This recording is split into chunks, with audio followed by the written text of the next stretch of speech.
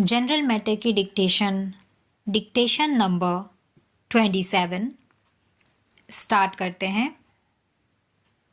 Start. India is a country without a national language.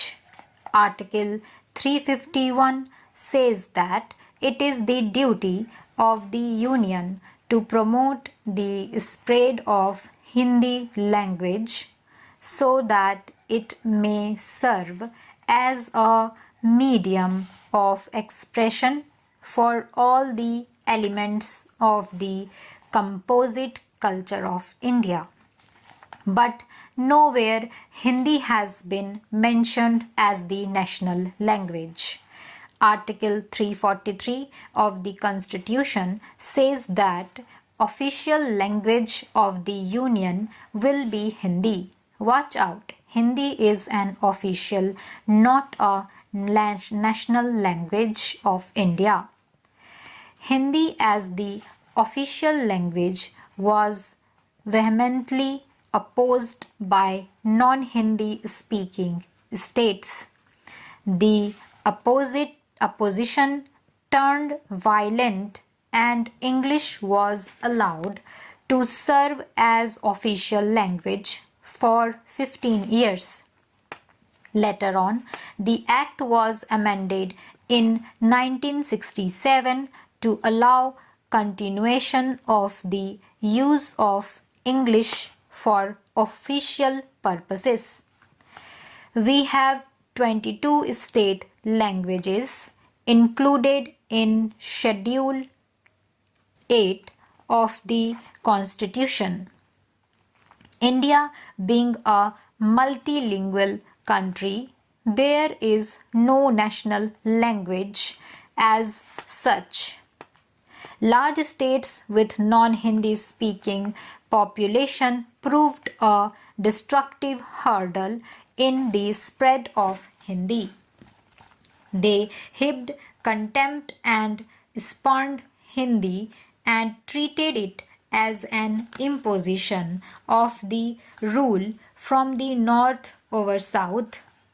In recent years, the prejudice against Hindi has deepened instead of abating.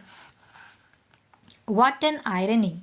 They had no objection against a foreign language. The All India Council for Education in 1956 recommended the adoption of the three-language formula. It was adopted as a program of action by the Parliament in 1992. The lack of political will, opportunistic and divisive kind of politics, failed three-language formula. The formula, if followed sincerely, would have developed Hindi and helped it to take its rightful place. Amidst this chaos, English has flourished and endured. It is not wrong to say that today it is unofficially the national language. It is lingua franca for success. There is a great demand for English education in India. The poor have taken up the challenge because they know that knowledge of English is a passport to success in the economic and social sphere. The census 2011 data are quite revealing. The English speakers in India outnumber those in Britain. We have more English speakers than twice the UK population. Hindi with 551.4 million speakers tops the list of speakers in any language in India. Data collected by the National University for Education Planning and Administration show that demand for English as a medium of instruction has risen by 150% between 2003 to 2008. So, English has stolen march over the other languages and become the second largest medium in India's primary schools after Hindi. There is no escaping the truth that every parent has a longing to send their children to English medium schools. They know that only English can provide access to better jobs. What is more, English is probably the only language which is spoken all over the world and has taken roots in the soil of India. There is nothing to write against the official regional languages. Rather, it is to be pitied that Indian children of every shade and hue are struggling with a foreign language at the grassroots level. That we are deprived of our rich culture is quite disappointing. The compulsive need for economic empowerment has led us away from our spiritual urges.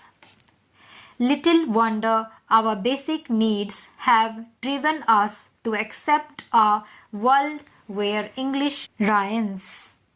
There is no ambiguity in the statement that without knowledge of English, progress for a middle class or poor young man is a far cry. However, culturally and spiritually, we are losers. Western values have overtaken us, and being an Indian in the real sense is no longer a matter of pride.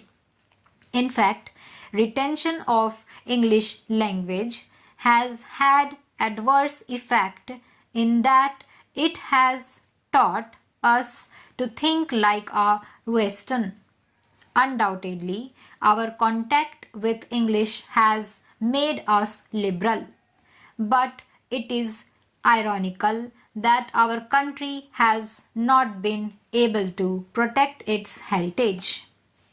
India has the richest collection of great works of art and architecture.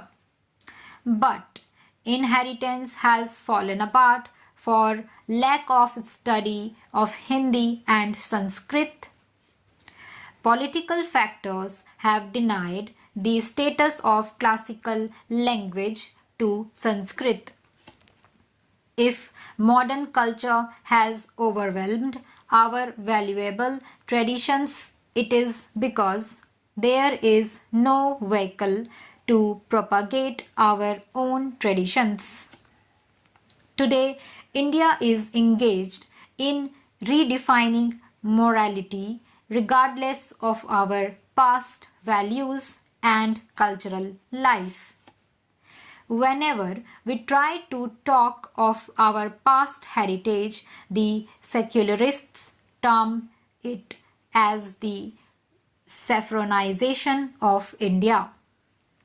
This is the most perilous and confrontationist attitude of those in power. National language is the most suitable mode of expression of our cultural heritage. No culture can flourish without a national language. Past cannot be modified and improved by the present because there is no national language in India. Our own culture, rooted in our traditions, is likely to go extinct soon. Stop.